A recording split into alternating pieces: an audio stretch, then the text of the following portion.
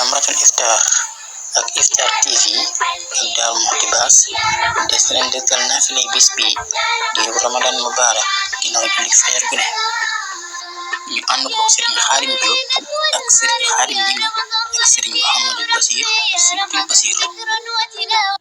bismillah mbokki julit yi Sénégal ak li ko wër groupe Tamratul Iftar ak Iftar TV ñoo del ci waat ngir diktanaat leen seen naafila bis bi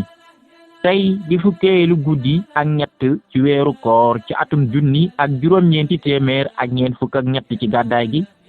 naafila gi doon ñaari rakka bu ci nekk yaa ngi ciy tari fatihatul kitab ginnaaw ba nga teg ca suratul ixlaas di xul huwallahu ahad ba saar wa jeex juróomi yoon ci fàttali mbokk yi naafila gi benn sëlmal la ndax sëlmal bi mooy ëmb ñaari rakka mu yóbbu la ci nga def ñaari rakka ba tey lii nag ñu ngi ko jëlee ci téereb Serigne Chouaïbou Mbacké rahimahullah groupe Tamratul Iftar ak Iftar TV delluwaat di leen ñaanalaat kooru jàmm.